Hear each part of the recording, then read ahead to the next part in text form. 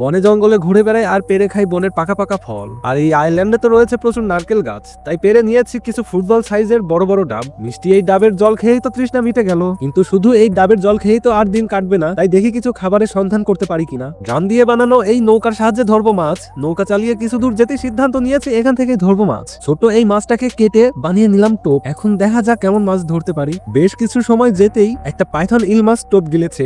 মাছটাকে তো কোনোভাবেই উপরে তোলা যাচ্ছে না। মাছটা এত জোরে ঝাটকা দিচ্ছে যে হ্যান্ড জালটা দিয়ে ধরতেই যাবো অমনি ছুটে গেল। ভেবেছিলাম মাছটা দিয়ে ভোজনটা হবে দারুণ, কিন্তু কোনোভাবেই তো মাছটাকে ধরতে পারলাম না। তাই বলে তো বসে থাকলে চলবে না, আবার চেষ্টা করতে হবে, কিছু তো একটা ধরতেই হবে। তাই আবার বড়শিতে টোপ গেথে নামিয়ে দিলাম জলে। অনেকক্ষণ বসে আছি কিন্তু একটাও মাছ টোপ গেলেনি। মন খারাপ করে ভাবছিলাম চলেই যাবো, অমনি ধরা পড়ে গেল একটা সামুদ্রিক জাপানি মাছ। এভাবে আরো অনেকগুলো মাছ ধরে নিলাম। এদিকে খিদে পেয়েছে প্রচুর, বেড়ায় ফিরতেই তো হয়ে গেল রাত। রান্না করারও অত সময় নেই, তাই খেয়ে নিলাম কাঁচা মাছ। কাঁচা মাছ খেয়ে কোনো মতো খিদেটা মিটাই, তবু অহংকারী লোকগুলো লাইক না করেই চলে গেল।